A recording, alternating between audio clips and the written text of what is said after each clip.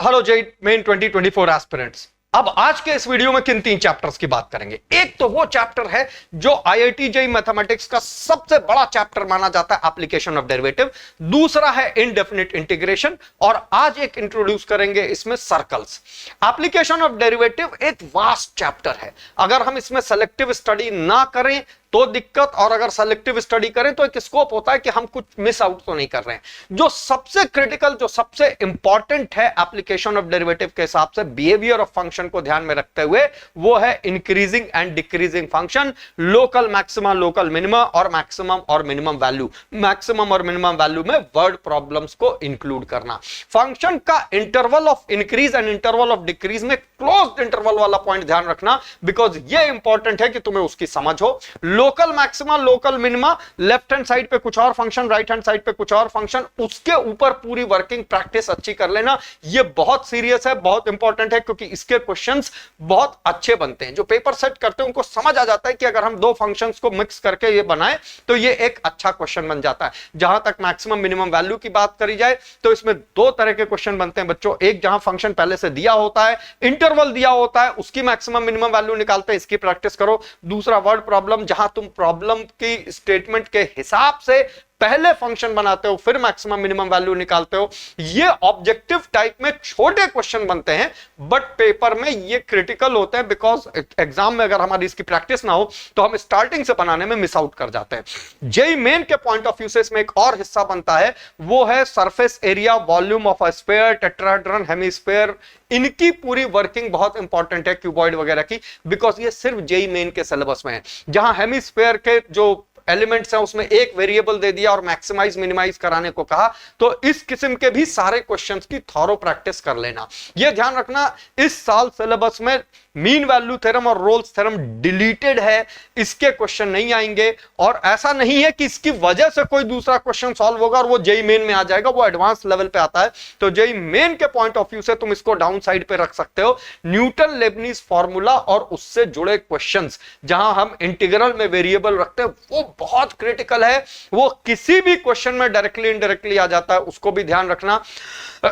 ऐसा दिखता है कि सिलेबस में टैंजेंट एंड नॉर्मल भी डिलीटेड है, बट दरअसल टैंजेंट एंड नॉर्मल एक इंटीग्रल पार्ट है कई और कॉन्सेप्ट्स का। For example angle between 2 intersecting curves, तो उसको कुछ हद तक देख के रखना, टोटली इग्नोर मत करना कि सिलेबस में नहीं लिखा है तो ना करें। उस पर थोड़ा प्रैक्टिस थोड़ी सी कर लेना।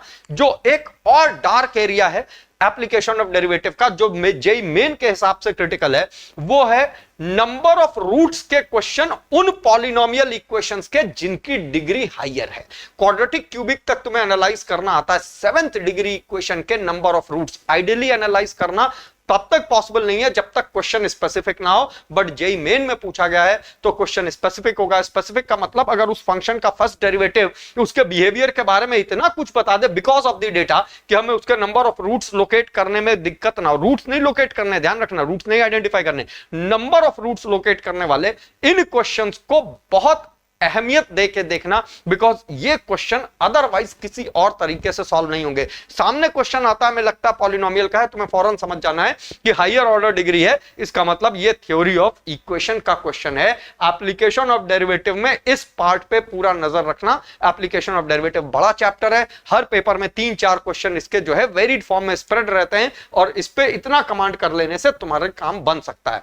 दूसरा चैप्टर जिसकी आज बात करेंगे वो है इनडेफिनिट इंटीग्रेशन।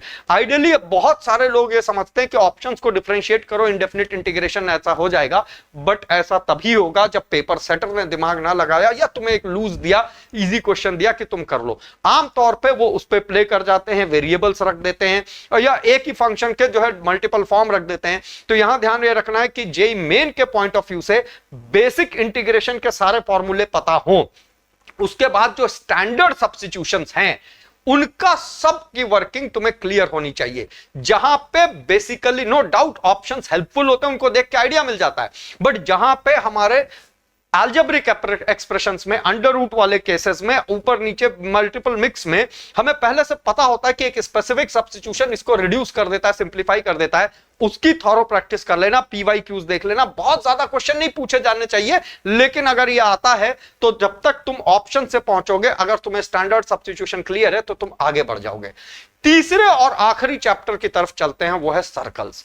स्ट्रेट लाइंस में मैंने तुम्हें बताया था ज्योमेट्री का बहुत इंपॉर्टेंट रोल है in terms of locus. Circles भी लोकस से डोमिनेटेड क्वेश्चन पूछे जाने के लिए तुमको तैयार रहना, बिकॉज सर्कल एक परफेक्टली राउंड शेप है, यानी उसमें सिमेट्री का मैक्सिमम स्कोप है। सबसे ज्यादा सिमेट्री सर्कल में, बिकॉज किसी भी पॉइंट के अबाउट सर्कल को ले जाओ, it still remains a circle. In fact equation में सेंटर के अलावा कुछ नहीं बदलता, और अगर सेंटर के अबाउट रोटेट करो तो कुछ भी नहीं बदलता।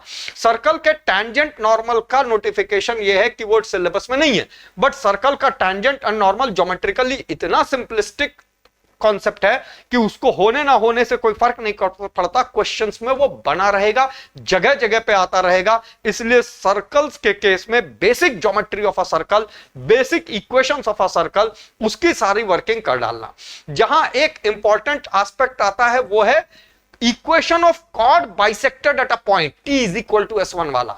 ये बहुत इंपॉर्टेंट है क्योंकि सभी कॉम्पिटिटिव एग्जाम्स को बहुत पसंद है जब वो ये पूछते हैं कि ऐसे कितने कॉर्ड बाइसेक्ट होंगे, या अगर बाइसेक्ट होंगे तो इसकी रेंज बताओ। So whenever there is a question with chord bisected at a particular point, दिमाग में रखो t is equal to s1 role में है, और इसकी प्रैक्टिस, इसके इनपुट्स रिवाइज कर लो, इसकी प्रैक्टिस भरपूर कर लो।